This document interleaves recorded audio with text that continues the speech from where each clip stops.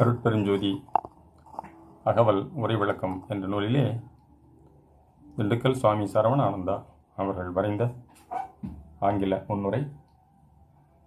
Prelude.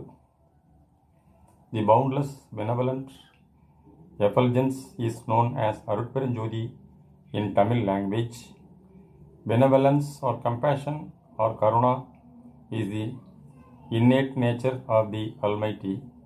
This compassion emanates as fivefold aspects, namely 1 matter, 2 energy, 3 intellect, 4 spirit, and 5 grace. Man, when he attains perfection, realizes that the compassionate effulgence is the source of all that is manifested and unmanifested. The truth of this effulgence has not been realized so far. Man, endowed with reasoning mind, is slowly rising from the physical plane and making faltering steps towards the spiritual plane. This he is able to achieve by trial and error through many births in his long journey towards perfection.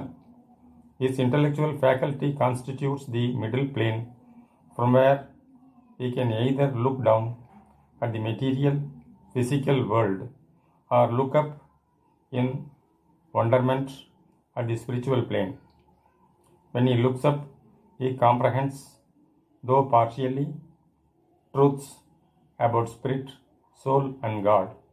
Many of the Oriental sages were adepts in comprehending the higher realms of spiritualism by sheer concentration of their minds on the ultimate reality. They were able to perform miracles called siddhis. They also had charted out ways and means to attain these occult powers. They focused all their attention on the soul, from where they drew all their inspiration and spiritual powers. Various religious and philosophical systems came into existence during this time. The most discussed among them is Advaita. Since all mystical powers and experiences originate from the soul, it was considered to be divinity itself and the perennial source of our lives. It was also held that we are but eternal souls temporarily encased in this physical body. The followers of Advaita thought that the grace of the Lord would deliver us from this physical imprisonment. Advaita preaches that soul and God remain as one without duality. The aim is to merge the soul into Godhead and become an inseparable entity. But a serious question arises with this hypothesis. How can one hold one's consciousness without a vehicle to hold it? The physical body is like the glass of an electric bulb. As long as the bulb is intact, light will glow from the bulb. The moment the bulb cracks, the glow stops emanating. Similar is the case with the physical body. When it is dropped and the principle of consciousness is merged with the Almighty, it ceases to be functional. But the philosophers of Advaita insist that this illusory body is only needed till the principle of consciousness merges with the Brahman. They maintain that after merger, we can drop the mortal frame and remain in oneness with God forever. They conveniently forget that though the soul is eternal in existence, such existence alone cannot be called as illumination. To get illumination and divine experience, some sort of vehicle, that is, either Suddha or Pranava or Jnana, is needed throughout eternity. Saiva Siddhanta holds a different view in the oneness with Shiva, the Supreme Being. It states that realization according to Advaita is only speculative, and as such, the soul can never get rid of its bondage. Soul has no inherent or active power which makes it free from bondage. Only through the grace of Shiva the bondage is removed. Only then can the soul be able to merge with Shiva. Even here, the soul in its divine oneness loses its identity and individuality and becomes more or less a non-entity. Thus, almost all religious and philosophical system insists on a body-less liberation. After elimination, they insist one has necessarily to shed one's mortal frame. But common sense tells us that one should have the semblance of a body, whether physical or ethereal, to hold on one's consciousness. Those sages of yore never thought that it is possible to lead illuminated lives at the same time retaining this frame. They taught humanity to aspire for the busy height of Godhead and in the process to discard its physical body. Such outmoded, stale, fossilized, and institutionalized religious and philosophical systems placed more and more fetters on man instead of liberating him. He has been groaning under its weight during the centuries of his existence. Fortunately, the Almighty Himself has come to the rescue of mankind. All the above said miracles, siddhis and liberation are only a fraction of His compassion. The major portion has just now been revealed to mankind through His chosen disciple Thiru Arutpragasa Vallalar, Ramalinga Swami of Vadalur. The soul of man is nothing but a spark of God, and as such is God Himself in miniature. The compassionate Lord exists in every heart in the form of guiding light. Hitherto, man was thinking that he was separated from God and that he had to reach Him through his individual efforts. He has forgotten his divine identity and is searching everywhere except within himself. Now the compassionate effulgence has shown that He is within him and He is guiding him, and in course of time and with His guidance, he can become He. In other words, God has emanated as a human being in order to make man realize himself as one with effulgence. The divine light has descended from lofty heights into the human material frame in order to make it immortal. That way, it is different from the ancient paths.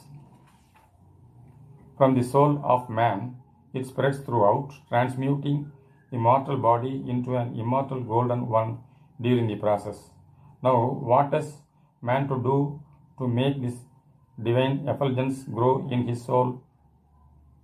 He has to eschew the thought that he is the physical body and alienate himself from its clingings. A life of utter mercy towards all beings must be lived, always thinking about his own smallness in the scheme of things and greatness of the Lord. By doing so, he will find himself little by little, the divine grace filling up his whole being, body, mind, and spirit all included. He will realize that the abode of the soul and the effulgence are one and the same, namely the mid-portion of the forehead, the place of the third eye. By constantly placing his mind there, he finds the effulgence spreading the whole of his being. He also will find the inadequacy of the paths of yore and disentangle himself from them. Slowly, he finds the effulgence engulfing him, but without losing his consciousness. He has become it, it has become him, and both remain an inseparable single unit. Now, he has found himself to be that effulgence and lives on forever obeying the commands of the effulgence. In this process, nothing is lost, everything is gained. The distinction or the veil between I and thou is removed, leading to the fact that every being is God Himself. We find that God alone is the I of everything. Plurality is gone, and individuality alone remains. Then and only then man begins to realize that this I am can be found in the ninth plane of awareness. The other 8 are fire, sun, moon, and stars, which belong to the visible part of the effulgence and soul, vital life, mental faculty, and physical sense organs, all functioning inside man. Beyond these 8 planes lies the awareness of the divine effulgence waiting to be realized.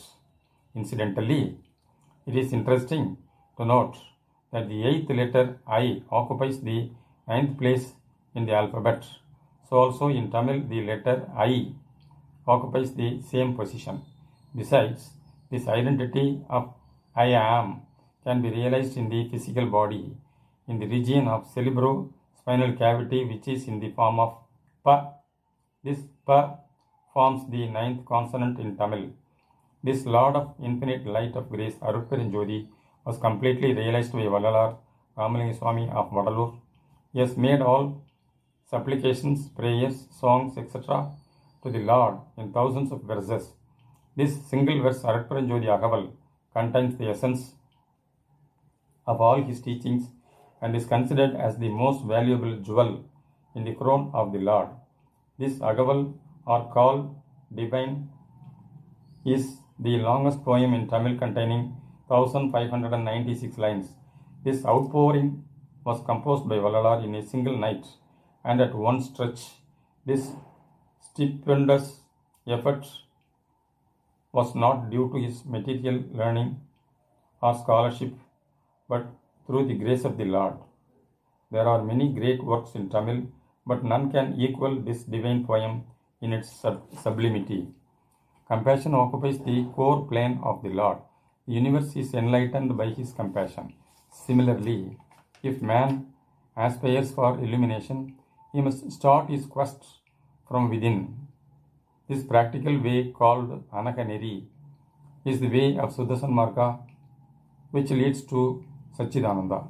He who makes his life anew by following this way finds Arupperanjodi in one and all and paves the way to universal brotherhood. Any work of divine inspiration needs divine guidance for its interpretation. Mere scholarship and a great knowledge of lexicon are of no use in the interpretation of such esoteric work. One has to reach the 9th plane, that is the plane of the soul, to find out the true significance of such works. The inner guiding light commanded me on the eve of 1st of January 1960 to begin this interpretation. A couple of lines were taken every morning for interpretation. The work went on without any break and was finished in 798 days, that is 1596/2, that is from 1st January 1960 to 8th March 1962. The much feared conjunction of 8 planets in Capricorn, Maham, took place on February 4th and 5th of 1962. February 4th was a Sunday and also a new moon day. திரையெல்லாம் தவிர்த்து செவ்வியுற்றாங்கே வரையெல்லாம் விளங்க வயங்கு செஞ்சுடரே. The above 2 lines were taken on that day for annotation. It means that all the obstructing veils were removed and the sun rose splendidly on the mountain tops. This has rather a special significance. We can observe the dawn of the divine effulgence from the position of the middle star Pusam in Cancer. We are safe in the hands of the divine light, which guides all the planets, seen in the opposite sign Capricorn, the sea monster. Westerners were not able to realize this significance because Western Hemisphere experienced solar eclipse on that day. These are only examples to show how the inner reflects in the outer world. The concept of Shiva found in this work is refreshingly different from concepts prevalent during the Middle Ages. It goes back to prehistorical time. Infinite divine light was called Shiva by the ancient Tamils. They also called it as Kandadi. They came to know of it with their mind's eye or third eye. The last level of grace is only revealed now through Saint Ramalinga.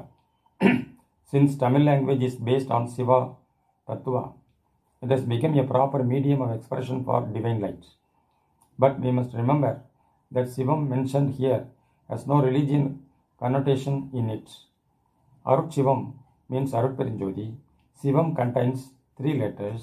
The letter C is the light, Va is the power of grace or compassion, and Im is the life experienced in man. So, Shivam means the divine light not only converging into the soul of man but also diverging from there, completely transmuting him into an immortal one in the process. In the Sagaval, the evolution of the universe through the grace of the Lord is vividly described. Arutparanjodi is evoked in 500 alternate lines of the couplets. By going through these lines patiently, we will be able to draw inspiration, realize our own identity with the Lord, and live in Him. Not only that, regular study of this work kindles us and brings out the dormant spiritual personality in us. It also brings a wonderful peace of mind. Purity of mind and deed is absolutely essential. In course of time, the divine light makes us feel its presence in our forehead, and from then on our transmutation begins. Agaval is to be invoked in the presence of the inner light. Also, a few lines may be taken for a recitation daily and their meaning deeply pondered over. As time goes on, truth will be revealed step by step.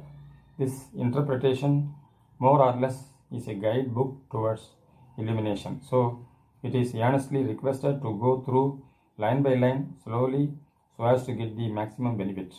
An English rendering of this volume is now available. It is earnestly hoped that the ideals of Vallalar spread to all corners of the world. Ahimsa and universal brotherhood are ideals which find an honored place in every heart, irrespective of caste, creed, religion, and nationality. When it is actively practiced, the coming generations will find our earth a place of peace and prosperity. Fanatics are always there, ready to fight tooth and nail any new thought which apparently contradicts the age-old beliefs. They are afraid that their ignorance would be exposed and their comfortable way of life might become shaky by these so-called unconventional ideas. They cling tenaciously to their old faiths, afraid to transcend the thoughts of the ancestors.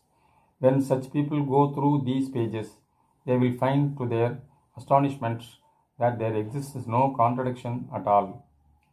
Rather, they will find these expositions more beneficial to them than the thoughts of yore. They will realize that their regard towards this work and its author Thiru Arutpragasa Vallalar growing day by day.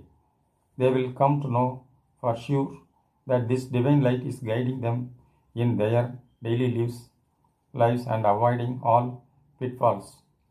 Finally, they come to understand that they live in Him, work for Him, liberated by Him, and become one with Him. May that day be speeded up by the grace of Arutpragasa Vallalar, Dayavu, Saravanananda. Arutperenjodi, Arutperenjodi, Thanipperum Karunai, Arutperum Jodi, Dayavu.